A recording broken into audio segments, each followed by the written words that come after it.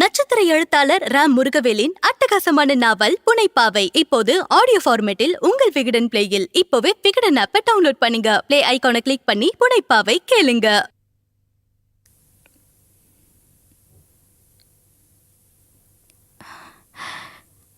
அப்பா, என்னப்பா இப்படி சாப்பிடாம உட்காந்துருக்கீங்க? ஏதாவது சாப்பிடுங்க. வந்து சாப்பிடுங்கப்பா. பசிக்கலம்மா.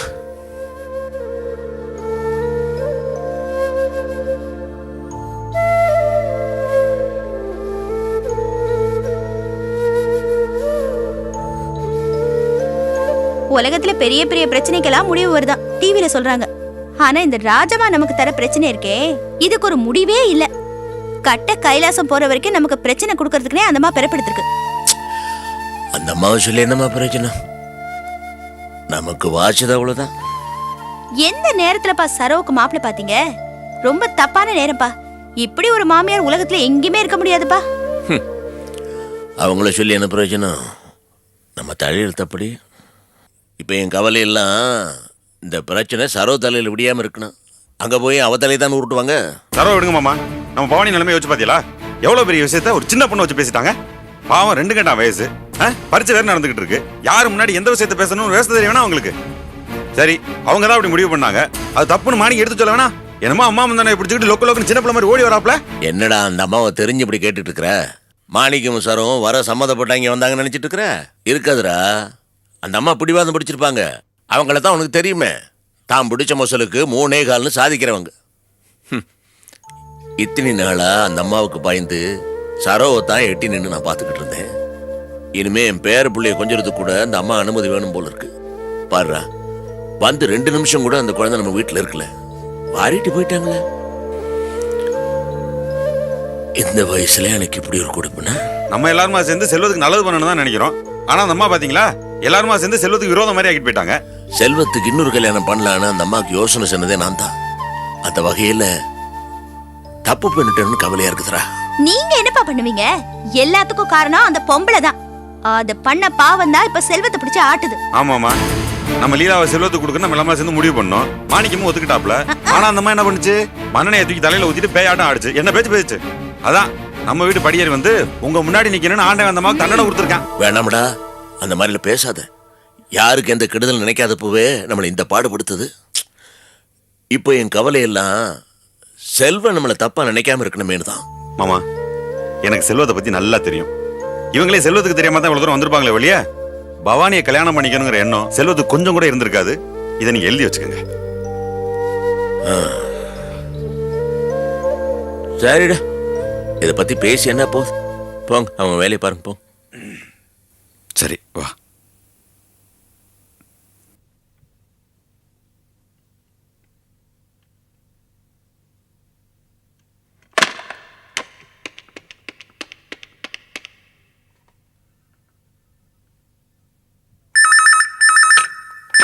ஹலோ.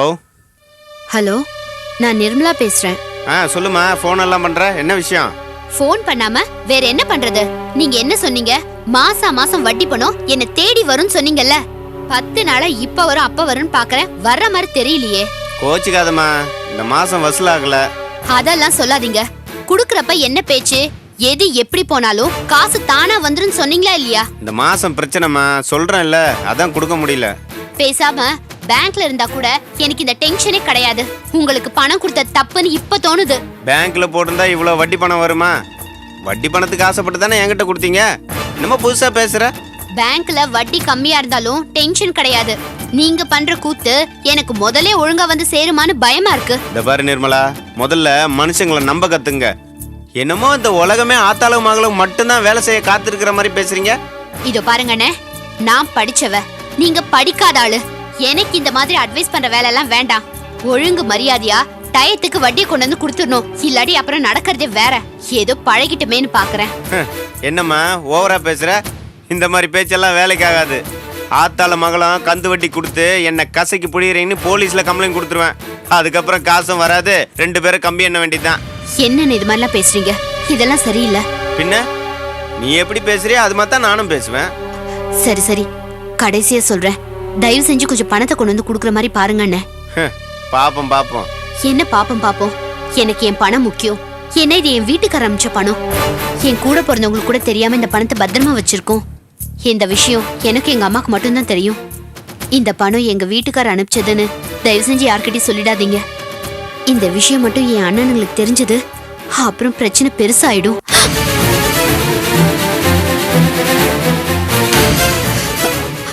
நான் அப்புறமா பேசுறேன்.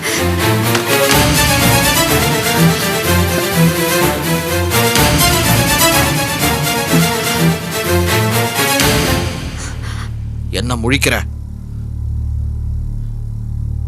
எவ்வளவு பெரிய ஃப்ராடுத்தனம் பண்ணிருக்கீங்க. என்ன ஜென்மம் நீங்களா? சந்தோஷ் ஊர்ல இருந்து பணம் அனுப்பிச்சிருக்காரு. எவ்வளவு நெஞ்செழுத்து திறந்து அதை எங்கள்கிட்ட இருந்து மறைச்சிருப்பீங்க. மனசாட்சி இல்ல? நானும் அண்ணனும் பணத்துக்காக எவ்வளவு சிரமப்பட்டோம் தெரியும்ல உனக்கு. உங்ககிட்ட நான் எதிர்பார்க்கல. அது அம்மா இங்க எல்லாரும் அழகர் குளத்துக்கு போயிருக்காங்க. எதுக்கு? உனக்கு பொண்ணு கேக்குறதுக்கு. என்ன வளர்ற? நிஜமாதானே, உனக்கு பவானிய பொண்ணு கேக்குறதுக்காக எல்லாரும் அழகர் குளத்துக்கு போயிருக்காங்க. அந்த முட்டாளோட ஐடியா அது அம்மாதான். வரட்டும், பேசிக்கிறேன்.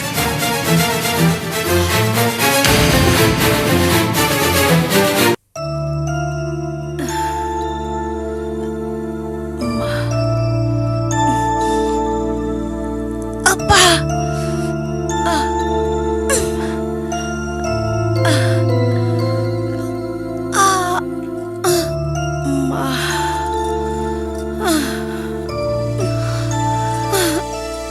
அத்தை, என்னத்த ரொம்ப முடியலையா?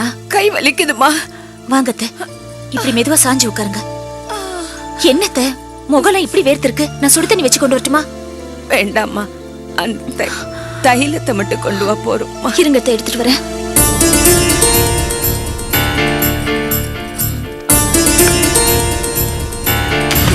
ஐயோ இல்ல, என்ன பார்த்து வரக்கூடாதா? என்ன அவசரம்? அத்தைக்கு மறுபடியும் முடியலங்க. அத்தை,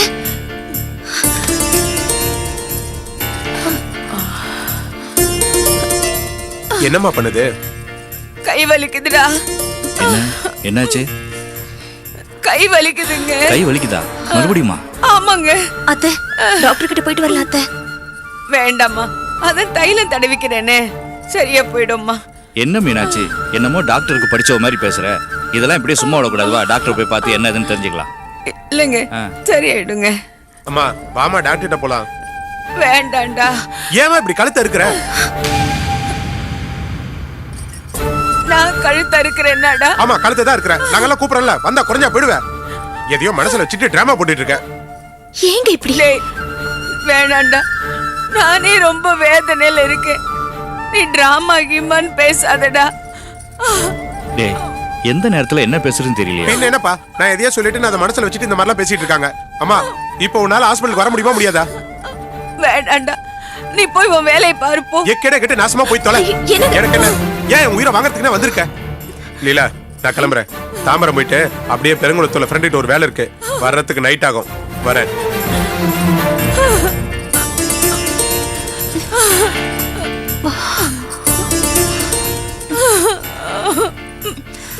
லீலா, குடிக்கிறதுக்கு தண்ணி கொடுமா. இதை எடுத்துட்டு வர அத்தை. எனக்கு அந்த தண்ணி பாட்டில கொடுங்க. எனக்கு டைம் ஆகுது, நீ போய் எடுத்து கொடு.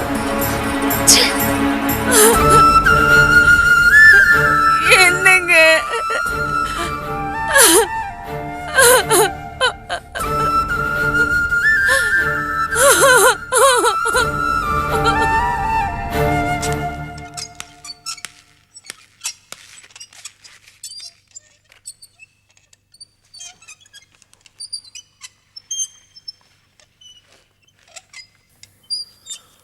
பவானி,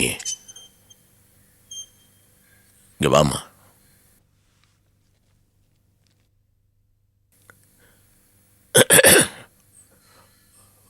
பரீட்சை நல்லா எழுதிருக்கிறியா? நல்லா எழுதியிருக்கேன்ப்பா. அதை ஏமா தாரையை பார்த்து சொல்ற? அப்பா முகத்தை பார்த்து சொல்லு. நல்லா எழுதியிருக்கேன்ப்பா. ஆனா என்ன ஆனா? ரொம்ப குழப்பமா இருந்துச்சுப்பா. எக்ஸாம் ஹால்ல கூட கன்ஃபியூஸ் ஆயிட்டு ஒரு மாதிரியா இருந்துச்சுப்பா. நினைச்சேன் இன்னைக்கு நீ பரீட்சை கிளம்போது சம்பந்தி அம்மா உன் சம்பந்தமா இதை கேட்டாங்கல்ல, அதை நினைச்சு குழம்பிட்டியா? அப்பா என்ன படிக்க விடாம நிறுத்துருவீங்களாப்பா? அந்த மாதிரிலாம் எதுவும் வேண்டாம்ப்பா. எனக்கு ரொம்ப பயமா இருக்குப்பா. ஐயோ, ஏண்டா அனாவசியமா கவலைப்படுற? பைத்தியக்காரி, உனக்கு படிப்பு மேல இருக்க ஆர்வம் அப்பாக்கு புரியலையா? நீ படிக்க போற, பெரும் படிப்பு படிக்க போற, அதுக்கு அப்பா பொறுப்பு. பரீட்சை நல்லா எழுதிருக்கிறியா? எழுதிருக்கேன்ப்பா. அது போதும்டா, பாக்கி நான் பாத்துக்கிறப்போ. பவானி, பரீட்சை எழுதுறதுலாம் உன் கவனம் எல்லாமே இருக்கணும், வேற எதுலையும் இருக்கக்கூடாது. நாங்களா இருக்குல்ல, நீ போ. சரி மாமா. வந்துட்டியா பவானி? மூஞ்சி கை கால் கழுவிட்டு வா, டிஃபன் எடுத்து சரிக்கா. இந்தாங்க டிஃபன் சாப்பிடுங்க. இல்ல தானோ, பசிக்கல. என்னங்க வந்ததுல இருந்து பசிக்கலன்னு சொல்லிட்டு இருக்கீங்க? இந்தாங்க ஏண்டி, சாப்பிடுங்க. பசிக்கலன்னு சொல்றேன்ல, தங்கத்திலே நீ டிஃபன் பண்ணி கொடுத்தாலும் பசிச்சா தானே சாப்பிட முடியும். அதெல்லாம் எனக்கு தெரியாது. நான் ஆசையா செஞ்சு வச்சிருக்கேன், நீங்க சாப்பிட்டு தான் ஆகணும். இந்தாங்க இம்சடி ஒன்று. சாப்பிடுங்க.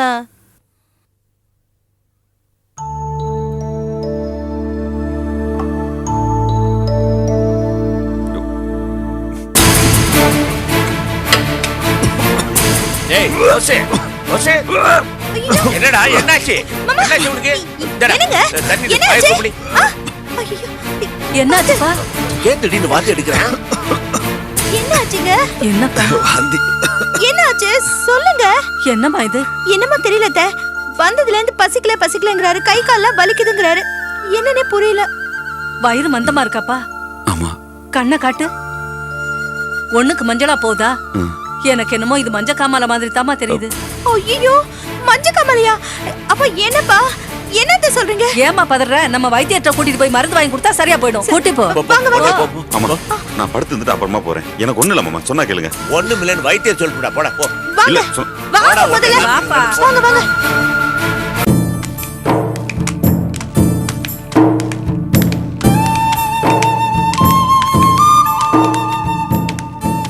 என்ன போஸ், புருஷன் மண்டாட்டி எங்க கிளம்பிட்டீங்க? மாமா உடம்பு சரியில்லை, வைத்தியரை பார்க்க போறோம். போயிட்டு வாங்க.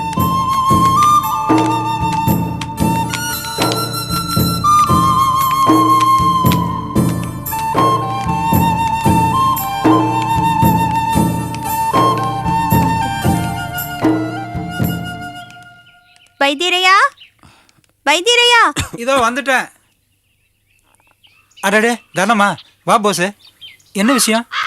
இவருக்கு மஞ்ச காமால மாதிரி இருக்குன்னு சொல்றாங்க, கொஞ்சம் பார்த்து சொல்றீங்களா? சரி, முன்னாடி வெளிச்சத்துக்கு வாப்பா. நல்லா மேலே பாரு.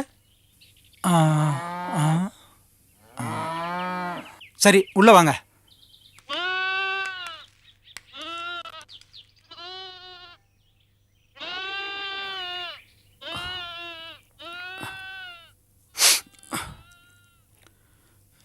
உட்கார் போஸ். ஆமா, மூத்திரம் மஞ்சளா போகுதா? என்ன வைத்தியர் எப்படி கேட்குறிய? பொம்பளை பிள்ளைய வச்சுட்டு இந்த கேள்வியை கேட்குறீங்க? வைத்தியருக்கு அதெல்லாம் கிடையாது போஸ். கேட்கறதுக்கு சரியா பதில் சொன்னா தானே ஒழுங்கா வைத்தியம் பார்க்க முடியும். மஞ்சள் தண்ணியை கரைச்சி விட்ட மாதிரி மஞ்சளா போகுது. சரி சரி, கை காலெல்லாம் வலி அதிகம் இருக்கா? கல்லு போட்ட மாதிரி வயிற்றுல பசி இல்லாம இருக்கா? அடிக்கடி வாந்தி வருதா? நீங்க சொல்ற எல்லாமே இருக்கு வைத்தியரையா. அப்போ கண்டிப்பா இது மஞ்ச காமால தான் போஸ். இந்த வியாதிக்கு ரொம்ப கவனமா இருக்கணும். ஐயோ, பதறாதம்மா. சொடுக்கு போட்ட மாதிரி நம்ம மருந்து குணமாக்கிறோம். ஆனா நம்ம பத்தியம் தான் கொஞ்சம் கடுமையா இருக்கும். வைத்தியரையா, நான் வேணா டவுன்ல போய் வைத்தியம் பார்த்துக்கிறேனே, எனக்கு அங்கே நிறைய வேலை இருக்கு. காமிக்கலாம்ப்பா. ஆனா மஞ்ச காமாலைக்கு நாட்டு வைத்தியம் தான் நல்லதுன்னு சொல்லுவாங்க. அப்புறம் இன்னொரு முக்கியமான விஷயம், இந்த வேலைக்கு போற கதையெல்லாம் வேணாம். இந்த வியாதிக்கு நல்ல ஓய்வு எடுக்கணும், அலைச்சல் இருக்கக்கூடாது. புரியுதா? மாமா, டவுனும் வேணாம், டாக்டரும் வேணாம். நான் உங்களை பக்கத்துல இருந்தே பாத்துக்கணும். அதனால இவர்கிட்டயே மருந்து சாப்பிடுங்க. பத்தியம் கித்தியம் சொல்றாரு தானோ? நான் எதுக்கு இருக்கேன்? உங்களுக்கு நல்லபடியா பத்தியம் பாத்துக்க மாட்டேனா? அந்த ஊர்ல உங்களுக்கு கிட்ட இருந்து யார் பாத்துக்குவா? உடம்புக்கு முடியாதப்ப கண்டிப்பா ஒருத்தர் கூட இருக்கணும் மாமா. சரி, புருஷனும் பொண்டாட்டியும் கலந்து பேசி நல்லதா ஒரு முடிவுக்கு வாங்க. அதான் நானும் சொல்றேன், இங்கே இருக்கட்டுங்க, உங்ககிட்ட மருந்து வாங்கி சாப்பிட்டோம். பத்தியெல்லாம் நான் கரெக்டா பாத்துக்கிறேன். அப்புறம் என்ன போஸ்? சரி, அலுப்பு போறதுக்கு ஒரு சூரணம் தர்றேன். போய் சாப்பிட்டு நல்லா தூங்கி எந்திரிச்சு காலையில வெறும் வயித்தோட வா. அதுக்கப்புறம் வைத்தியத்தை ஆரம்பிச்சிருவோம். சரி.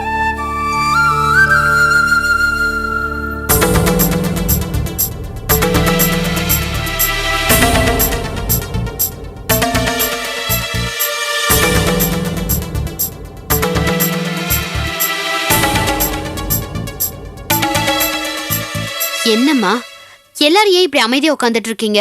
போன விஷயம் என்னாச்சு? அந்த வயிற்றுச்சலை ஏண்டி கேக்குற? அந்த ஆள் என்னமோ செல்வத்தை தான் பிள்ளையாக்கும் அதாக்கும் இதாக்கும்னு பெருசா கதை விட்டால. சரின்னு பொண்ணு கேட்கலான்னு போனா என்னமோ மீயுங்கிறான். ச்சே, வலிய போய் பொண்ணு கேட்டு மூஞ்சிய தொங்க போட்டுட்டு வர வேண்டியதா போச்சு. அட கடவுளே, ஏமா இப்படி பண்ணாங்க? இதுல ஆச்சரியப்படத்துக்கு ஒண்ணுமே இல்லடி. அப்பவே என் அடி மனசுல பட்டுச்சு, அந்த ஆளு சரியான பசப்பல்காரன்னு. நாக்குல என்னமோ தேனை தடவுன மாதிரி இன்னைக்கு பேசுவானே தவிர மனசு பூரா ஒரே வஞ்சகம். ஏண்டி, நம்ம செல்வம் அந்த ஆளுக்கு மாப்பிள்ளைய கிடைக்கிறதுக்கு அந்த ஆளு பழனி மலைக்கு 18 தடவை காவடி எடுக்கணும்டி. எவ்வளவு கேட்டோம், அந்த ஆளு சாமர்த்தியமாவே இருந்துட்டாண்டி. ஏம்மா, நீ எதுவும் அவரை சொல்லலையா? அண்ணி எதுவும் பேசலையா? அந்த கூத்தை ஏண்டி கேக்குற? அந்த சிரிக்கி தானமும் கிறுக்கம் போசும் நடுவுல இருக்காங்கல்ல. அந்த சிரிக்கி தானம் இஷ்டத்துக்கும் அவ பாட்டுக்கு பேசிட்டு இருக்காடி. நாம என்னமோ அவ வீட்டை தேடி போய் நின்னோங்கிற இலக்காரண்டி அவளுக்கு. அம்மா விட்டு தள்ளுங்கம்மா, இப்ப எதுக்கு அதை பத்தி பேசிட்டு? என் வயிற்றுச்சல பேசி தாண்டா தீக்கணும். இத பாரு மாணிக்கம், நீ என்னமோ சிதம்பரத்தை பத்தி பெருசா மரியாதையை நினைச்சு வச்சிருக்கல, அது எல்லாமே தப்புடா. இப்பவாது புரிஞ்சுக்கோ. அந்த ஆளு ஈர துணிய கழுத்துல போட்டு சங்க அறுக்கிற மனுஷன்டா. நம்புறவங்கள நட்டாத்துல விடுற பாவி. நெத்திக்கு வெள்ளை அடிக்கிற மாதிரி விபூதி பூசினா மட்டும் போச்சா? எல்லாம் வேஷம். போதும், நிறுத்துமா. முதலாவது யாரை கேட்டுக்கிட்டு அந்த வீட்டுக்கு பொண்ணு கேட்க போன? யாரடா கேட்கணும்? என்ன கேட்கணும்?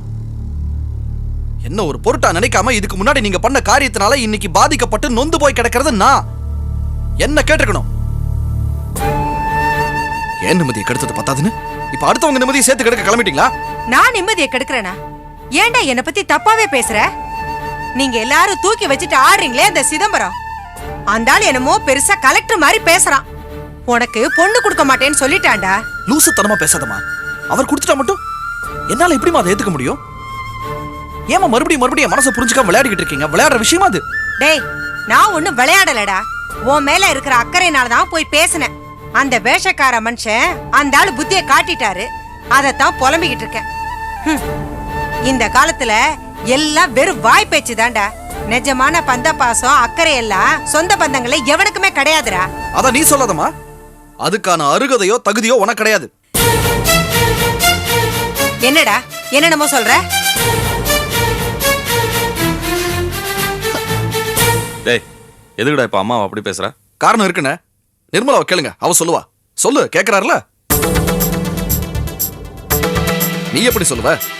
கூட்டு கலவணியாச்சே, அதான் அமுக்குழி மாதிரி உட்காந்துருக்க. டேய், என்னடா புதிர் மாதிரி பேசுற? என்ன நடந்துச்சு சொல்லு. சந்தோஷ் அமெரிக்கால இருந்து பணம் அனுப்பிச்சிருக்காரு. தெரியுமா உங்களுக்கு? எப்படி தெரியும்? அதான் ரொம்ப சாமர்த்தியமா மூடி மறைச்சிட்டாங்களே. பெத்த அம்மாவும் அருமை தங்கச்சியும்.